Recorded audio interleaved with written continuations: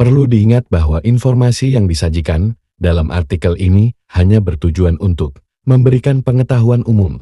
Pembaca diharapkan untuk melakukan penelitian lebih lanjut dan berkonsultasi dengan ahli terkait sebelum membuat keputusan berdasarkan informasi dalam artikel ini. Assalamualaikum warahmatullahi wabarakatuh. Izinkan kami menyampaikan doa dalam agama Islam bagi hadirin yang beragama lain, mohon berkenan menyesuaikan. Bismillahirrahmanirrahim. Alhamdulillahi rabbil alamin. Hamdas syakirin, hamdan na'imin, hamdan yuafi ni'amahu wa yukafi'u mazidah. يا ربنا لك الحمد كما ينبغي لجلال وجهك الكريم وعظيم سلطانك. اللهم صل وسلم وبارك على سيدنا محمد الفاتح لما أغلق والخاتم لما سبق ناصر الحق بالحق والهادي إلى صراطك المستقيم وعلى آله وصحبه حق قدره ومقداره العظيم. Ya Allah, yang membelah malam dengan kelembutan, yang menurunkan embun hidayah di antara keringnya hati kami berkumpul hari ini melaksanakan sidang paripurna di bawah langit kemerdekaan yang pernah diwarnai dengan darah para pejuang. Mereka telah kembali kepadamu, tak bernama di tugu, tak bersuara di mimbar, tapi keberanian para pahlawan tetap hidup dalam setiap jengkal tanah di negeri ini. Ya Allah, Ya Rahim, betapa jauhnya kami dari ketulusan mereka. Kami bicara soal rakyat tapi kadang abai mendengarnya. Kami lantang berteriak keadilan tapi gamang menegakkannya.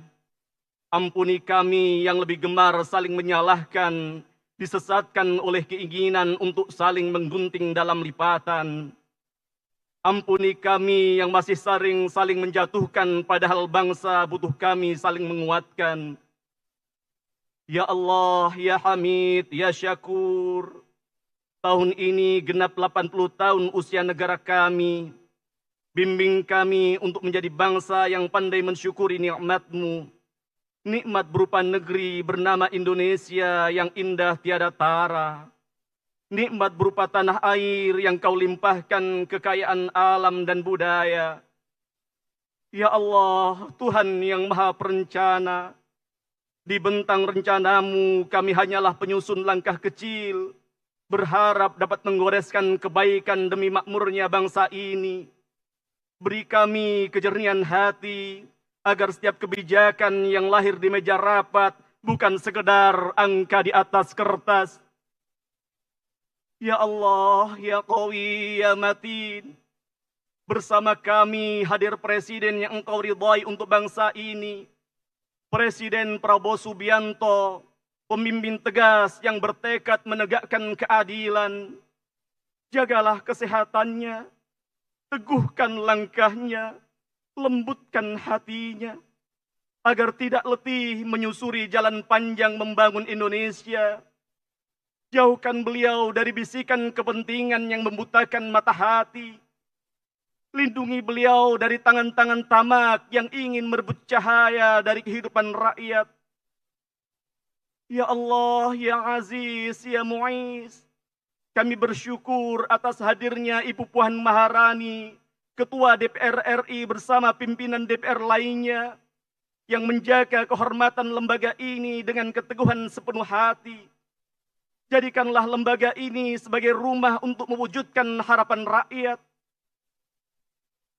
Ya Allah, Ya Ghafur, kami ini hamba-Mu yang lemah, tapi sering merasa kuat karena kursi dan jabatan. Kami ini hamba-Mu yang hina, tapi sering merasa mulia karena gelar dan penghormatan. Ampuni kami atas keangkuhan yang tak pantas, padahal kami sungguh tak berdaya. Ya Allah, Ya Ra'uf, beri kami rasa malu di hadapan-Mu, sebelum Engkau mempermalukan kami di hadapan makhluk-Mu. Karena pada akhirnya jabatan akan pergi, kekuasaan akan sirna, dan yang tersisa hanyalah amal yang akan menjawab, apakah Kau sudah berlaku adil pada rakyat-Mu? Nastaghfirullahaladzim. Tegurlah kami jika kami lupa. Sadarkan kami saat kami terlena. Rabbana taqabbal du'aana wa illam taghfir lana wa tarhamna lanakunanna minal khasirin. Subhana rabbika rabbil izzati amma yasifun wa salamun alal mursalin walhamdulillahi rabbil alamin. Wa'fu minkum. Wassalamualaikum warahmatullahi wabarakatuh.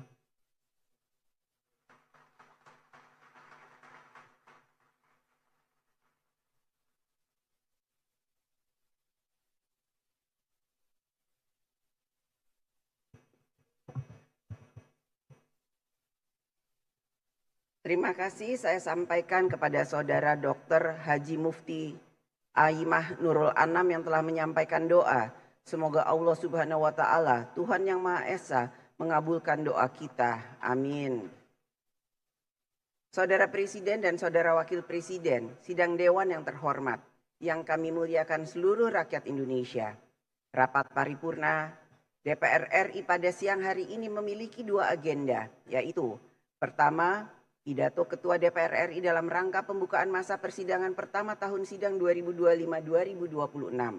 Kedua, pidato kenegaraan Presiden Republik Indonesia dalam rangka penyampaian keterangan Presiden atas rancangan undang-undang tentang anggaran pendapatan dan belanja negara tahun anggaran 2026 beserta nota keuangan dan dokumen pendukungnya. Untuk itu, izinkan saya menyampaikan pidato pembukaan masa persidangan pertama tahun sidang 2025-2026 dari atas podium.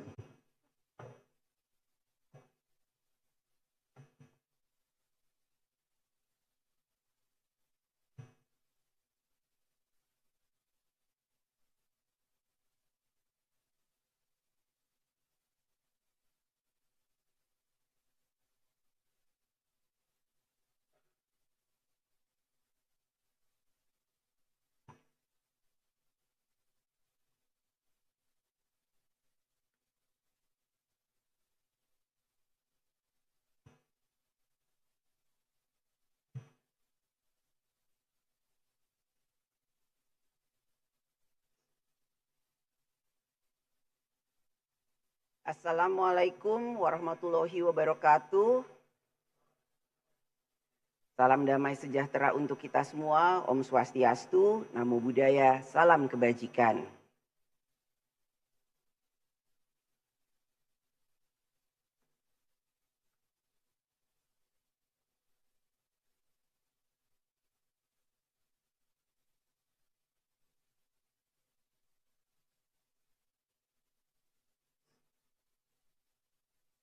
Saudara Presiden dan Saudara Wakil Presiden, Sidang Dewan yang terhormat.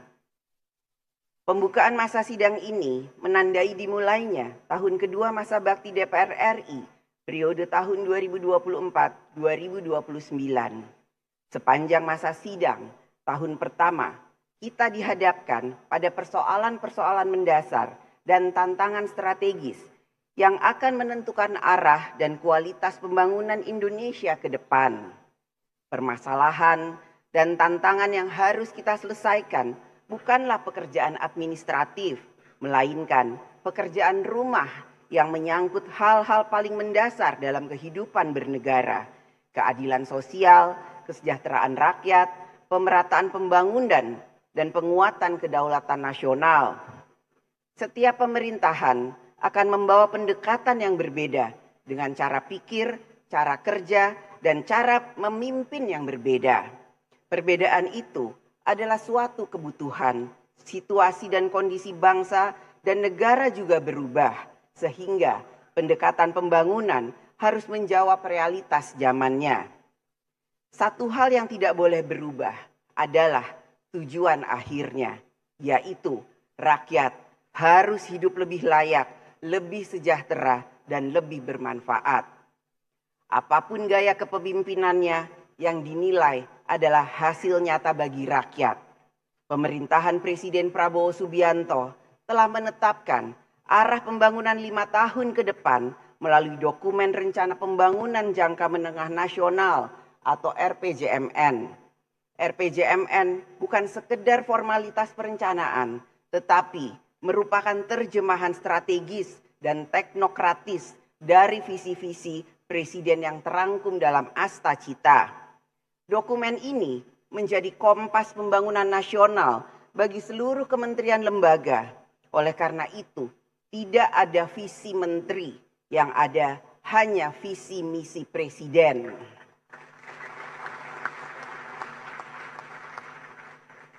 Pembangunan bukanlah proses yang instan.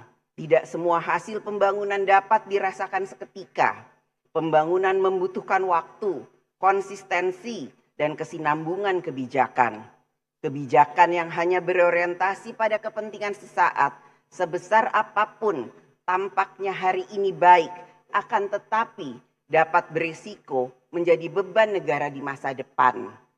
Oleh karena itu, DPR RI bersama pemerintah memegang tanggung jawab konstitusional yang besar untuk memastikan bahwa setiap kebijakan negara, baik dalam politik hukum, politik pertahanan, politik pembangunan, maupun politik anggaran, dirumuskan secara cermat dengan mempertimbangkan secara menyeluruh manfaat dan risiko baik jangka pendek maupun jangka panjang.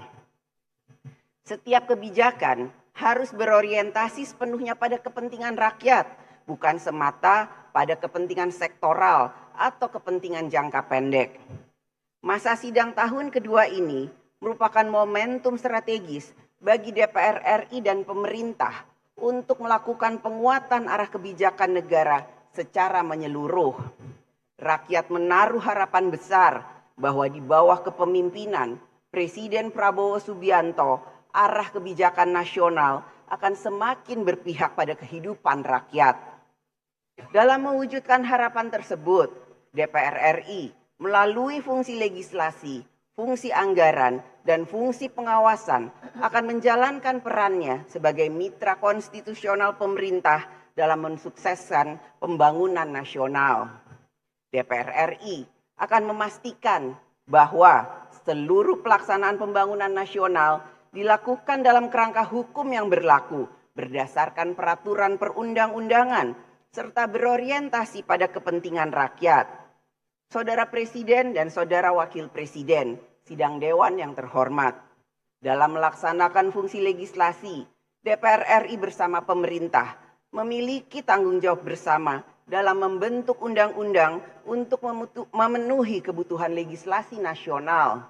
Pada kesempatan ini izinkan kami menyampaikan kinerja pembentukan undang-undang pada tahun pertama keanggotaan DPR RI periode 2024-2029. Hingga saat ini, DPR RI bersama dengan pemerintah telah menyelesaikan pembahasan 14 rancangan undang-undang, yaitu Komisi 1, 1 undang-undang.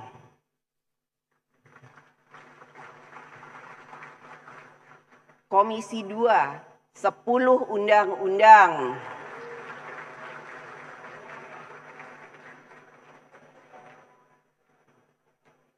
Komisi 6, 1 undang-undang. Badan Legislasi, 2 undang-undang. Sedangkan komisi yang lain masih dalam tahapan pembentukan dan pembahasan rancangan undang-undang. Pada masa persidangan ini, DPR RI bersama pemerintah dan DPD RI akan memfokuskan pembahasan terhadap 11 rancangan undang-undang yang masih berada pada tahap pembicaraan tingkat 1. DPR RI akan selalu memprioritaskan pembentukan undang-undang yang berkualitas sehingga lebih mengejar kinerja kualitas daripada kuantitas. Dulu Imam Malik itu punya murid namanya Imam Syafi'i. Itu dalam banyak hal. Itu perbedaannya tajam sekali. Ya saya ulang lagi, dalam banyak hal itu perbedaannya tajam sekali. Misalnya begini. Ini terakhir percontohan saya fikih, nanti dikaji sendiri. Ada seorang A'rabi, Ja'a A'rabiyun. Ini di hadis sahih diulang-ulang di semua Al-Kutubus Sittah ada peristiwa ini. Ja'a A'rabiyun ila Rasulillah sallallahu alaihi wasallam faqala ya Rasulullah ahlaktu. Qala wa ma ahlakaka? Qala wa qatu imraati fi nahari Ramadan. Ya Rasulullah, saya ini orang yang rusak. Kenapa? Saya ini hubungan intim sama istri saya ketika masih siang Ramadan. Singkat cerita, orang ini dihukum berat sama Nabi. Hukumannya adalah karena dia membatalkan puasa ketika dengan hubungan intim. Sama Nabi dihukum, kamu harus merdekakan budak. Wah, tidak mampu ya Rasulullah, saya tidak punya budak. Jadi ini bukti bahwa agama ini sangat sosial, sehingga sebagian kafaroh harus memerdekakan budak. Kamu kalau gitu puasa 2 bulan. Yang baru puasa 2 hari aja kecelakaan, malah disuruh puasa 2 bulan. Ya sudah, kamu ngasih makan 60 orang miskin. Saya ini orang paling miskin. Kok jadi sudah miskin, agak hiper lah orang itu. Poso-poso kok gitu. Itu kata ulama, kalau orang Jawa gak mungkin makanannya tempe mendoan, gak mungkin itu. Di Jawa itu gak mungkin lah ada orang batal puasa karena hubungan intim. Ada istrinya gak cantik, cerewet, sang lanang mangane mendoan, itu tidak mungkin, kecelakaan itu tidak mungkin. Tidak mungkin itu. Tapi kalau Arab mungkin karena makanannya daging.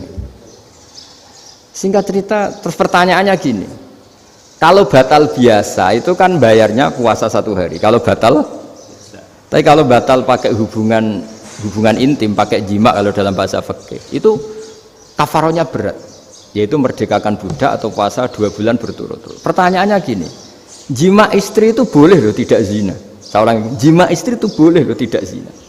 Itu kan hukumannya berat.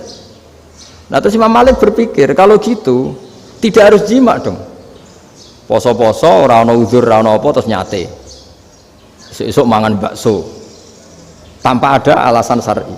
Hukumnya harus sama dong. Karena jima hukumnya boleh, berarti semua iftar, semua pembatalan puasa yang tidak ada uzur syara' maka hukumnya sama, yaitu sanksinya sama. Masuk akal enggak? Masuk akal dalam mazhab Imam Malik. Dalam mazhab Syafi'i enggak. Mulai dulu jima itu beda. Kayak mertamu nggone wong mangan itu oleh, tapi nak gue bojomu gue jima nih, gue harus nemen ngawure lah. Tetap beda dari Imam Syafi'i itu, pokoknya beda, jima sama makan itu beda. Lah ya terus setelah itu terus ada pertanyaan, bagaimana kalau makan dulu baru jima? Ribet kan? Makanya itu sampai dibabkan Kitabul Khilafil Fiqhi, bab merekayasa fikih. Makanya itu perdebatannya orang Hanafi sama Imam Syafi'i juga sama. Ada orang jam segini lapar sekali, kalau langsung makan kan kena sanksi. Ya pergi aja dulu, pura-pura ngaji ke Gus Bah gitu. Nanti kan jadi musafir kan? Wah itu sudah boleh itu kan? Musafir. Padahal enggak. Memang dia pergi itu karena supaya bisa makan. Mau enggak kepikiran ngaji, kok tahu-tahu ingin ngaji. Mumpung Ramadan nah. Nah makanya dibabkan. Apakah boleh merekayasa fikih? Tapi fikih bisa apa coba? Dengan status kamu musafir, ya memang boleh iftar, boleh berbuka. Lah itu terjadi terus perdebatan ulama menyangkut fikih. Karena memang masalah furu'iyah. Sehingga termasuk perdebatan kita dalam perilaku. Misalnya adat orang NU kalau habis salam itu menghadap ke kiblat, karena arah terbaik itu kiblat. Tapi sebagian orang Muhammadiyah atau mungkin semuanya menghadap ke makmum. Itu memang teks hadisnya itu, kita yang meneliti hadis itu semua syarah itu berdebat. Nabi memuji kiblat itu arah terbaik, oke. Tapi di bab itu Nabi itu aqbala alaina, menghadap ke kita. Lalu pertanyaannya, kenapa menghadap ke kita? Ada mengatakan karena Nabi memang punya tradisi kadang ngendikan. Ya tentu dulu istilahnya tidak kultum, nggak ada istilah itu dulu, 7 menit itu nggak ada. Tapi ada ulama yang analisis begini, termasuk kitab Fathul Bari. Nabi itu tokoh sentral, taruh lagi Nabi itu tokoh sentral. Ini kata kitab Fathul Bari, bukan kata saya. Nah, orang-orang yang imamu qaumi, orang-orang yang jadi imam di daerah masing-masing, tetap kalau sholat itu ikut Nabi.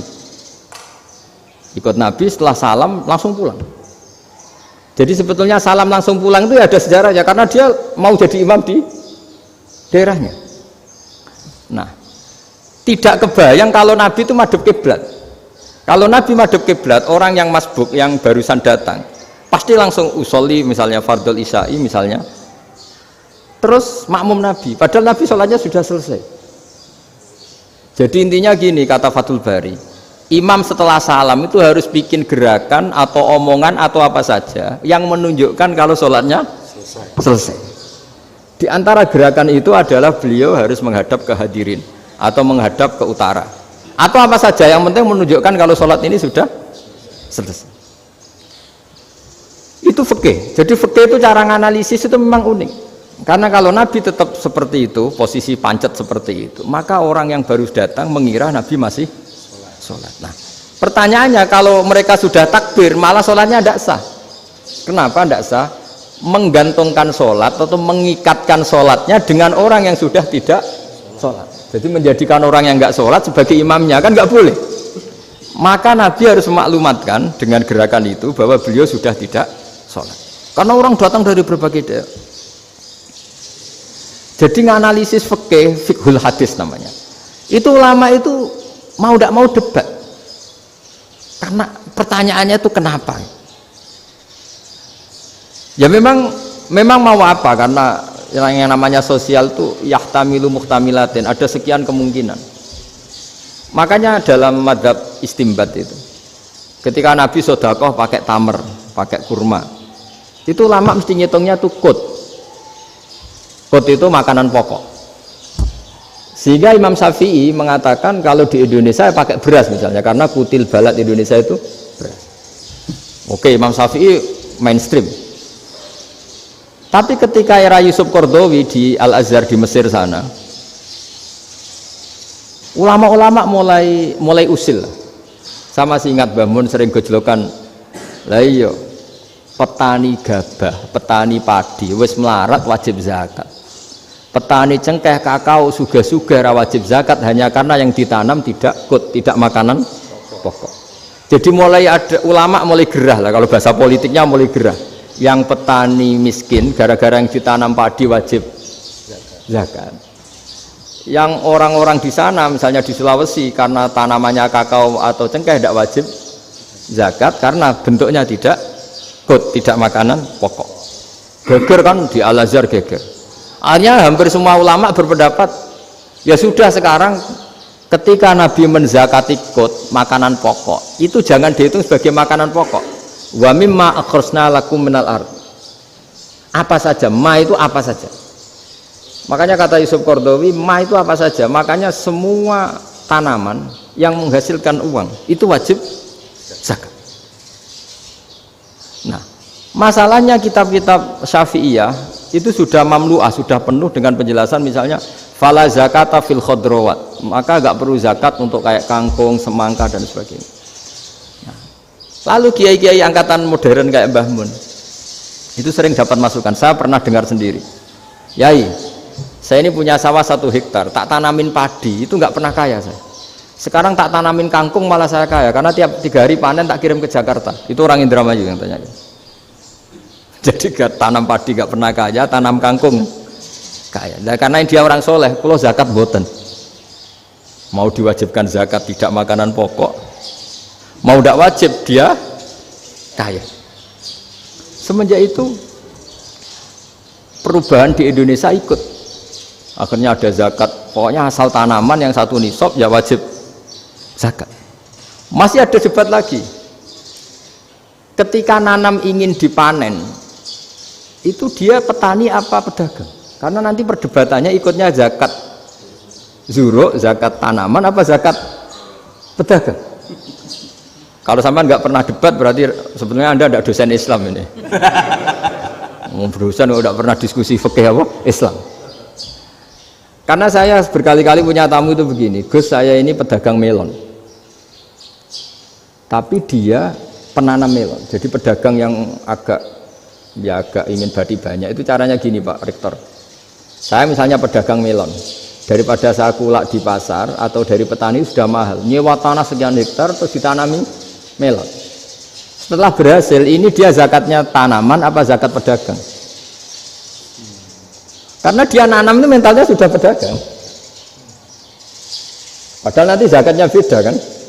Yang satu 2,5%, yang satu rubul usur sama nisul usur sama usur, 1/10 sama 1/20. Kalau zakatnya zuruk kan 1/10 atau 1/20. Yang satu rubul usur, kira-kira 2,5. Saya ulang lagi ya. Jadi di era modern itu kita jadi bingung, pedagang tapi gayanya petani, petani tapi hakikatnya. Jadi gampangannya gini ya, kalau saya pedagang beras, kok saya kaya raya, itu mendingan nyewa sekian hektar untuk ditanamin beras, padi ya, daripada tengkulak, daripada beli. Akhirnya perdebatannya ini zakatnya pakai apa? Misalnya tebu, misalnya petani tebu. Oh jelas kalau jual nanam tebu itu ingin dijual. Masa apa tiga es tebu berhektar-hektar? Lah kira-kira kalau menurut jenengan ini zakatnya zakat apa? Tijarah apa zakat tanaman? Mentalnya tijarah, mentalnya pedagang. Nah ini saya hanya mau cerita. Khilaf kadang-kadang orang angen-angen. Khilaf itu nggak mungkin enggak. Ya sama seperti NU dan Muhammadiyah selalu khilaf awal Ramadan. Itu memang nggak bisa nggak khilaf. Misalnya begini, saya beri contoh ya. Karena kadang yang khilaf juga nggak pernah belajar. Lucu kan? Tak beri contoh ya. 2001 itu abad keberapa coba? Tahun 2001. Abad 21 abad 20? Abad 21. Jadi meskipun terpaut 1 tahun, padahal abad itu 100 tahun. Nah pikirannya orang-orang Muhammadiyah seperti itu. Hilal kalau sudah melewati garis ufuk, meskipun setengah derajat atau 1 derajat itu sudah ikut bulan berikutnya, sehingga ya sudah meskipun sekian derajat sudah dianggap Ramadan. Nah pikirannya orang NU enggak, harus ru'yah bil fi'li. Itu sebetulnya lagi-lagi sebenarnya enggak masalah NU dan Muhammadiyah, itu di kitab-kitab ya seperti itu. Kita ini enggak biasa goblok ya. Artinya kita tahunya, kita yang keluarga kiai tahunya kunut mazhab Hanafi, enggak kunut mazhab Syafi'i. Tapi tahu-tahu ini mazhab NU, ini mazhab itu aneh itu menurut kita ini anggap apa? Mana ada Muhammadiyah jadi mustahid, mana ada NU jadi mustahid. Jadi sebetulnya orang tahu semua lah kalau Abu Hanifah itu tidak kunut, Imam Syafi'i itu kunut. Imam Syafi'i pernah main di masjidnya Abu Hanifah ya tidak kunut, ditanya kenapa tidak kunut? Jenengan itu presiden kunut, tidak sanggup mati Abu Hanifah, dulu dia biasa aja. Sekarang geger, ya karena tidak punya kegiatan. Sebenarnya itu nggak masalah, mulai dulu biasa. Saya teruskan ya. Nah, menurut mayoritas ulama nunggu ru'yah bil fi'li. Ru'yah bil fi'li itu gini. Mata telanjang bisa melihat karena agama ini menggantungkan perintah itu sama melihat. Kalau kamu tidak melihat itu bagaimana kena hukum? Ibarat gini, Pak Rektor datang ke rumah saya tapi saya nggak tahu. Kena nggak saya hukum harus menghormati? Dia datang nggak sembunyi-sembunyi. Saya kena hukum harus menghormati ya kalau melihat, kalau enggak ya enggak. Tapi Pak Rektor tetap bilang, tapi saya hakikatnya datang, jadi saya datang itu. Itu kan ribet. Akhirnya ya sudah, itu enggak ada khilaf sampai mati ada khilaf karena yang satu menggantungkan hukum itu digantungkan sama tahu. Kalau enggak tahu ya, misalnya baju saya ini hakikatnya ada najis, pas sholat saya enggak tahu. Sholat saya sah apa enggak? Sah. Karena hakikatnya, ya memang saya tidak tahu. Tapi hakikatnya ada najis apa enggak? Ada. Ya sudah, itu sama-sama masuk akal. Ada lagi khilaf yang senam otak. Fasyamu salasati ayamin fil haji wa sab'atin idza raja'tum. Singkat cerita ada satu pelanggaran haji yang kata Allah kafarohnya itu puasa 3 hari sama 7 ketika kamu pulang, idza raja'tum, ketika kamu pulang. Dalam mazhab Syafi'i yang namanya pulang itu yang haji sudah sampai rumah, di mana-mana pulang itu ya sampai rumah. Dalam mazhab Abu Hanifah enggak, ketika orang sudah balik kanan dari Arab Saudi, dari Mekah, ya namanya sudah pulang. Misalnya gini, ini Pak Rektor pamit saya, Pak Haris. Gus, Pak Haris mana? Ya sudah pulang kata saya, padahal sampai pandangan sampai depan. Tapi bagi keluarganya belum pulang. Lalu idza raja'tum ketika pulang itu bahasanya